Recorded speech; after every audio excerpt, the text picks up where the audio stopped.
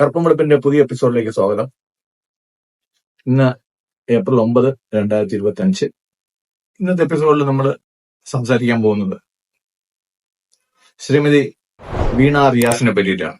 എല്ലാവരും വീണ വിജയൻ എന്ന് പറഞ്ഞ് എല്ലാവർക്കും ഒന്ന് ഒരു പാഠമായി. പക്ഷെ വിവാഹം കഴിഞ്ഞോട് ഒരു സ്ത്രീയുടെ റൈറ്റാണ് അവരുടെ ഹസ്ബൻഡിന്റെ പേര്, അതിന് മേഡൻ നെയിം എന്നാണ് പറയുന്നത്, ഉപയോഗിക്കാറുണ്ട്. ശ്രീമതി വീണ റിയാസിന്റെ ED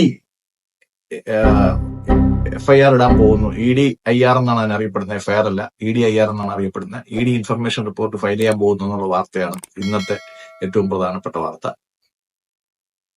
ED എന്നൊരു സംവിധാനം കേരളത്തിലോട്ട് വരുന്നത് ശ്രീ പിണറായി വിജയൻ തന്നെ ക്ഷണിച്ചിട്ടാണ്. സ്വർണ്ണക്കടത്ത് കേസിലും മറ്റു കേസുകളിലൊന്നും തനിക്ക് പങ്കില്ല എന്ന് വരുത്താൻ വേണ്ടിയിട്ട് കേന്ദ്ര ഏജൻസികളൊക്കെ ക്ഷണിച്ചു വരുത്തിയത് സാക്ഷാൽ ശ്രീമാൻ പിണറായി വിജയൻ തന്നെയാണ്.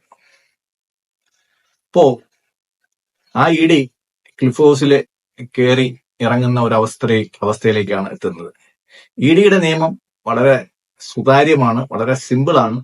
നിങ്ങൾക്ക് കണക്കിൽപ്പെടാത്ത ഒരു പൈസ വന്നിട്ടുണ്ടെങ്കിൽ ആ പൈസ എവിടുന്ന് വന്നു, എങ്ങോട്ട് പോയി, ഈ 2 ചോദ്യങ്ങൾ മാത്രമേ അവർ ചോദിക്കൂ. ഈ 2 ചോദ്യങ്ങൾക്ക് ഉത്തരം പറയുന്നത് വരെ ഒരു കോടതിയും ജാമ്യം കൊടുക്കാനും പോകുന്നില്ല. കാര്യം കോടതിക്ക് അത് വളരെ കൃത്യമായിട്ട് മനസ്സിലാക്കും. ഇയാളിൽ പൈസ വന്നിട്ടുണ്ട്, അത് EDയിൽ കണക്കുണ്ട്. എങ്ങോട്ട് പോയി എന്നുള്ളത് ED എടുത്ത് പറയേണ്ട ബാധ്യത ഓരോ പൗരനും ഉള്ളതാണ്. അതുവരെ ജാമ്യം എന്ന് പറയുന്നത് ഒരു അവകാശമൊന്നുമല്ല. അതുവരെ ED കോടതികളിൽ ജാമ്യം കിട്ടാൻ വലിയ പാടാണ്.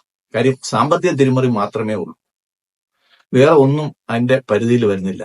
നിങ്ങൾ തന്നെ ഈയിടയ്ക്ക് ഒരു വാർത്തയിൽ വന്നതാണ്, സാക്ഷാൽ CPMന്റെ ദേശാഭിമാനി പ്രസ്സും തിരുവനന്തപുരത്ത് പ്രസ്സും ഓഫീസും ഒക്കെ ഇരുന്ന കെട്ടിടം ചാക്ക് രാധാകൃഷ്ണൻ എന്ന് പറഞ്ഞ ആൾ വാങ്ങിച്ചു.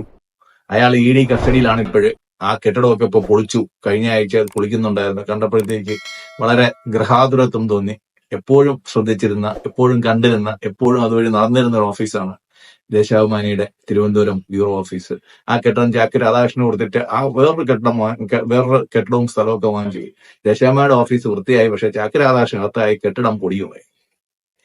പറഞ്ഞു വരുന്നത്, ശ്രീ അഡ്വക്കേറ്റ് ജയശങ്കർ വക്കീൽ പറഞ്ഞ പ്രകാരം ശ്രീമതി വീണ റിയാസ് കണ്ടക ശനിയാണ്, പൂരാട നക്ഷത്രക്കാരി എന്നാണ് വക്കീൽ പറഞ്ഞത്. എനിക്കറിയത്തില്ല.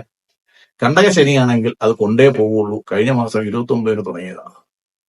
അതുകൊണ്ട് ശനീശ്വര പൂജയ്ക്ക് വേണ്ടിയിട്ട് ഇതാരോ അഡ്വൈസ് ചെയ്തതനുസരിച്ചിട്ട് ശ്രീമതി വീണ വിജയൻ അല്ലെങ്കിൽ വീണ റിയാസ് ബൃഹദീശ്വര ക്ഷേത്രത്തിൽ പോയി ശനി പൂജ കഴിച്ചു. ഭഗവാൻ ശിവന്റെ പ്രധാനപ്പെട്ട പ്രതിഷ്ഠയാണെങ്കിൽ അവിടുത്തെ ശനീശ്വര പ്രതിഷ്ഠ തമിഴ്നാട്ടിലുള്ളതിൽ വെച്ചിട്ട് വളരെ വിശിഷ്ടമായ ഒരു പ്രതിഷ്ഠയാണ്. അവിടെ പോയി പൂജയൊക്കെ കഴിച്ചു, കുങ്കുമമൊക്കെ ചാർത്തി ഇറങ്ങി വരുന്ന ഫോട്ടോ ശീതളിസം എന്ന് പറയുന്ന ചാനലിലെ ശ്രീധർ ഉണ്ണികൃഷ്ണൻ ഇട്ടുണ്ടായിരുന്നു. അത് ഞാൻ നിങ്ങൾക്ക് വേണ്ടിയിട്ട് ഷെയർ ചെയ്യാം, അവരുടെ അനുഭവത്തോടു കൂടി.